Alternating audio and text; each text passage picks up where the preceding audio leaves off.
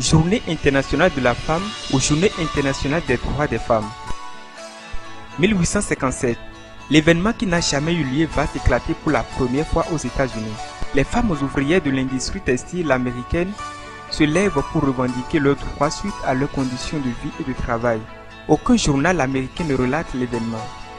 Ce mythe est né en 1955 dans le journal L'Humanité qui relate une manifestation de couturiers new-yorkaises.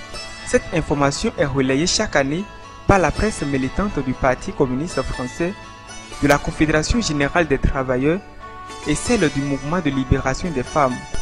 Par contre, le 25 mars 1911, un événement historique s'est produit dans l'usine textile Triangle Chesuit de New York. Dans cette usine, il y avait eu des grèves et des répressions en 1909, 2 ans avant la tragédie, où 146 personnes, la plupart des jeunes femmes d'origine italienne et juive de l'Europe de l'Est, y compris des filles de 12 à 13 ans, sont mortes suite à l'incendie de l'usine par les patrons. Cette histoire rappelée par l'ONU et la ville de New York va susciter une réaction et une révolution des femmes partout dans le monde. 1910, par l'Internationale socialiste des femmes à Copenhague et surtout sur proposition de Clara Zetkin, représentante du Parti socialiste d'Allemagne. Là, aucune date n'est avancée.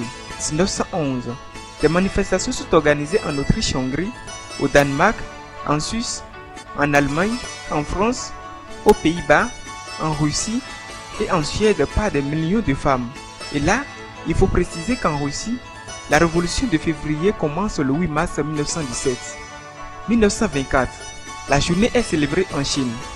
1946, par tous les pays de l'Est. 1977, la journée est officialisée par l'ONU et instituée dans cette Est. Mais comment les femmes perçoivent-elles la journée du 8 mars? Qu'est-ce que cette journée représente pour les femmes? C'est du pur folklore quand du journée de ce des femmes.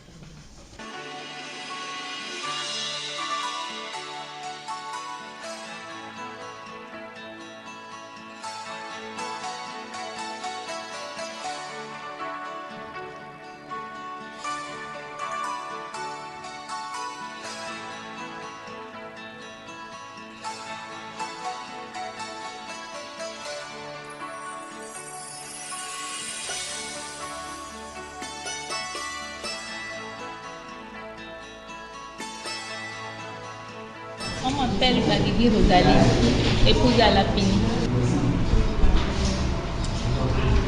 Cette journée est une journée qui permet à la femme de s'extérioriser,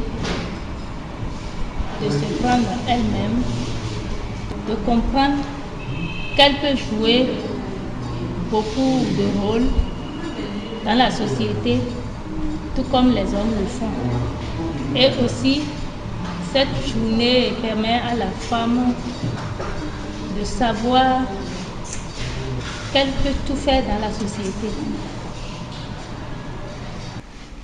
C'est une journée internationale prônée à Beijing pour que les femmes réfléchissent sur leur situation. Je pense que quand on dit 8 mars et on laisse ça uniquement dans le compte de la femme, je dis est-ce que c'est pas récréatif? Est-ce que la femme a besoin nécessairement de cette journée-là avant d'être épanouie? Moi, je me pose la question. En tout cas, juste là, je n'ai pas encore trouvé de réponse qui me rassure jusqu'à l'heure où je parle. Le 8 mars, pour moi, ça veut rien dire. Journée internationale de la femme, 8 mars. Chaque 8 mars, c'est une journée pour célébrer les droits de la femme, en quelque sorte pour accorder une importance à la femme dans nos sociétés. La parité est toujours une illusion. On peut peut-être parler de complémentarité ou bien penser à la défense des droits de la femme.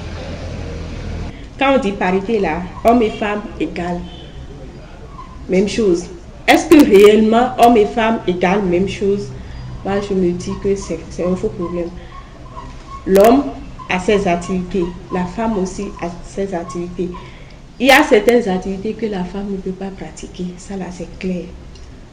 Et je défie celui qui me dira le contraire. Je prends la maçonnerie par exemple. Normalement, quand on dit que tu es père, tu es égal à l'autre, ça veut dire qu'à tout moment, quand on t'appelle par exemple pour la maçonnerie, tu dois être OK. Est-ce qu'une femme enceinte peut monter sur un mur? Bon, la parité, selon moi, c'est un autre thème. Je ne sais pas si ceux qui l'ont créé, mais c'est un autre thème que les hommes ont créé pour nous humilier en plus. Parce qu'on dit, bon, elles sont des femmes, parité. Je vais donner des exemples. Il y a un professeur qui a l'habitude de dire, les femmes étaient au-dessus de nous, mais elles disent maintenant parité pour se rabaisser. Alors, les hommes nous considéraient, nous étions sacrés. Mais avec ce thème parité, c'est-à-dire, ils ne nous donnent plus La valeur. notre valeur.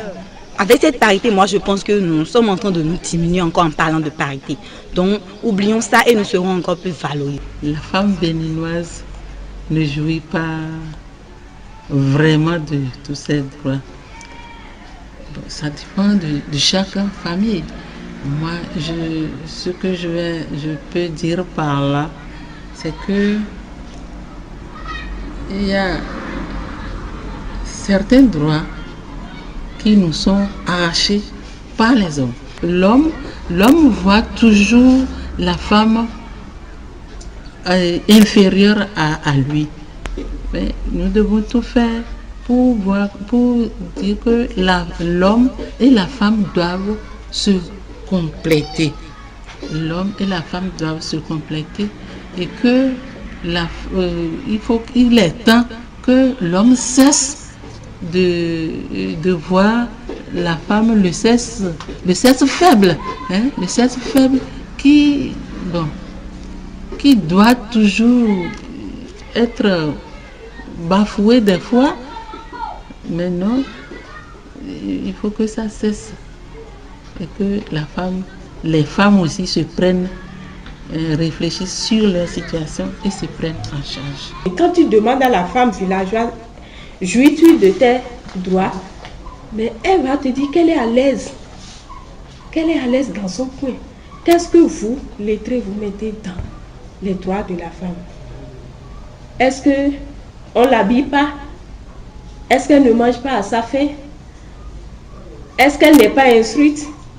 Est-ce que quand elle est malade, on ne l'amène pas à l'hôpital? Dans nos sociétés, nous constatons qu'il y a encore toujours la violence des femmes et la violence conjugale et même sexuelle.